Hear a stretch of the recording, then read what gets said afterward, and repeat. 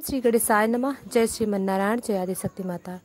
दोस्तों, हमारे चैनल पर बैसाख मास महात्म्य कथा अध्याय 20 तक श्रवण कर चुके हैं। आइए बैसाख मास महात्म्य कथा अध्याय 21 को श्रवण करते हैं। राजा परीक्षित ने पूछा, भगवान तो स्वभाव से ही भेदभाव से रहित हैं, सम हैं, समस्त प्राणियों के प्रिय और सुहृद हैं। फिर उन्होंने जैसे कोई साधारण मनुष्य भेदभाव से अपने मित्र का पक्ष ले और शत्रुओं का अनिष्ट करे, उसी प्रकार इंद्र के लिए दैत्यों का वध क्यों किया? वे स्वयं परिपूर्ण कल्याण स्वरूप हैं, इसलिए उन्हें देवताओं से कुछ लेना देना नहीं है तथा निर्गुण होने के कारण दैत्य से कुछ वैर विरोध और उद्वेग भी नहीं है। भगवत प्रेम के सौभाग्य से उत्पन्न महात्म्य हमारे में भगवान के समत्व आदि गुणों से संबंध में बड़ा भारी संदेह हो रहा है। आप कृपा करके उसे मिटाइए। श्री सुखदेव जी ने कहा, महाराज, भगवान के अद्भुत चरित्र के संबंध में तुमने बड़ा ही सुंदर प्रश्न किया है, क्योंकि ऐसे प्रसंग प्रहलाद आदि भक्तों की महिमा से परिपूर्ण होते हैं, जिसके श्रवण से भगवान की भक्ति बढ़ती है। इस परम पुण्यमय प्रसंग को नारद आदि महात्मा गण बड़े प्रेम से गाते हैं।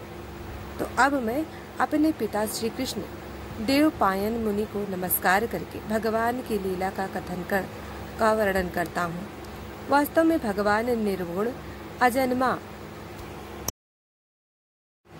अव्यक्त और प्रकृति से परे हैं। ऐसा होने पर भी अपनी माया के गुणों को स्वीकार करके वे बाध्य बालक भाव को, अर्थात मरने और मिटने वाले दोनों के परस्पर विरोधी रूपों का ग्रहण करते हैं। सतोगुण, रजोगुण और तमोगुण के प्रकृति के गुण ये परमात्मा के नहीं। परीक्षित ने इन तीनों गुणों को भी एक साथ ही घटती बढ़ती नहीं होती। भगवान समय समय के अनुसार गुणों को स्वीकार करते हैं। सतोगुण की वृद्धि के समय देवता और ऋषियों को, रजोगुण की वृद्धि के समय दैत्यों और तमोगुण की वृद्धि के समय ये यक्ष एवं राक्षसों को अपनाते और उनका अभ्युदय करते हैं। जैसे व्यापक अग्नि, काष्ठ आदि भिन्न भिन्न आश्रयों से रहने पर भी उनसे अलग नहीं जान पड़ती, किंतु मंथन करने पर वह प्रकट हो जाती हैं, वैसे ही परमात्मा सभी शरीरों में रहते हैं, अलग नहीं जान पड़ते। परंतु विचारशील पुरुष हृदय मंथन करके उनके अतिरिक्त सभी वस्तुओं का बाध करके अंततः अपने हृदय में ही अंतर्यामी रूप में उन्हें प्राप्त कर लेते हैं। जब परमेश्वर अपने लिए शरीर का निर्माण करना चाहता है, तब अपनी माया से रजोगुण की अलग सृष्टि करते हैं। जब वे विचित्र योनियों में स्मरण करना चाहते हैं, तब सतगुण की सृष्टि करते हैं, और जब वे सहन करना चाहते हैं, तब तमोगुण को बढ़ा देते हैं। परीक्षित, भगवान सत्य संकल्प हैं।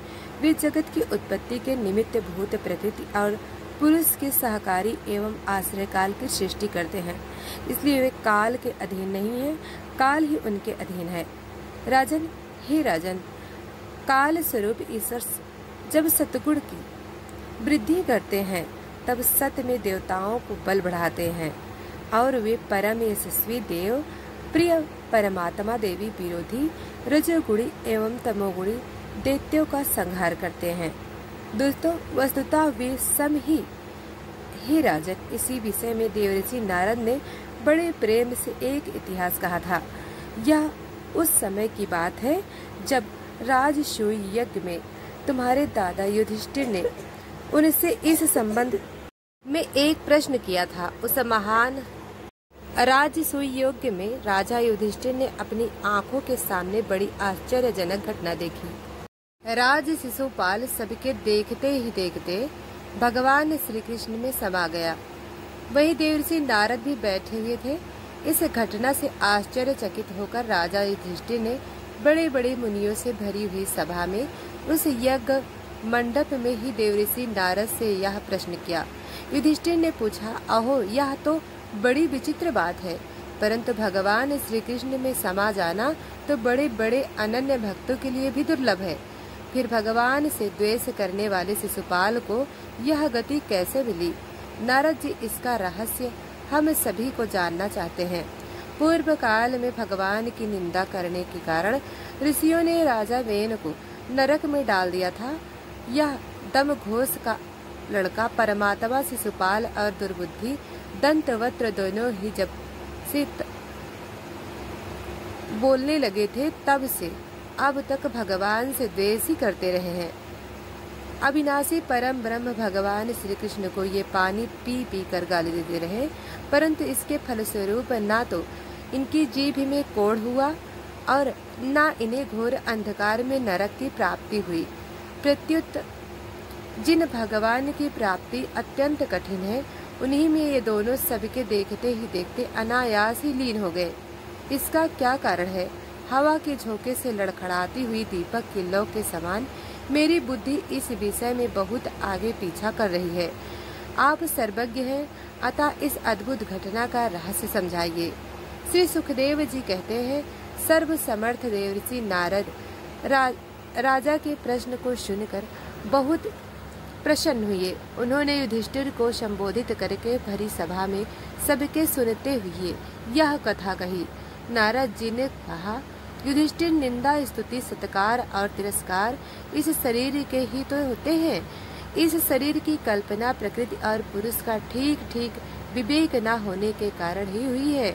जब इस शरीर को ही अपना आत्म मान लिया जाता है, तब यह मैं हूँ और यह मेरा है ऐसा भाव बन जाता है। यही सारे भेदभाव का मूल है। इसी के कारण ताड़ना और दुर्वचनों से पीड़ा होती है।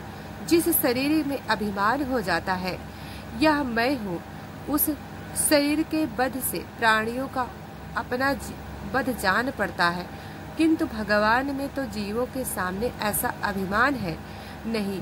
भगवान क्योंकि वे दूसरों को दंड देते हैं, अद्वितीय भी उनके कल्याण के लिए ही।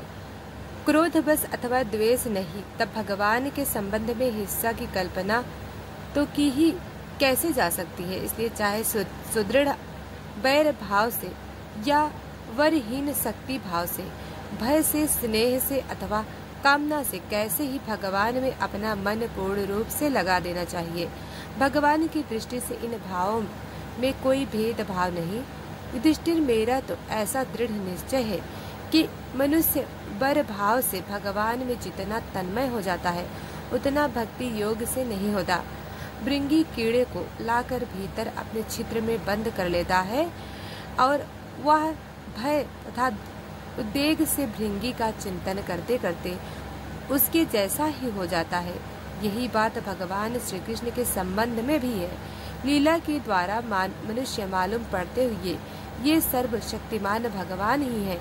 इनके बर करने वाले भी इनका चिंतन करते करते पाप रहित होकर इन्हीं को प्राप्त हो गए।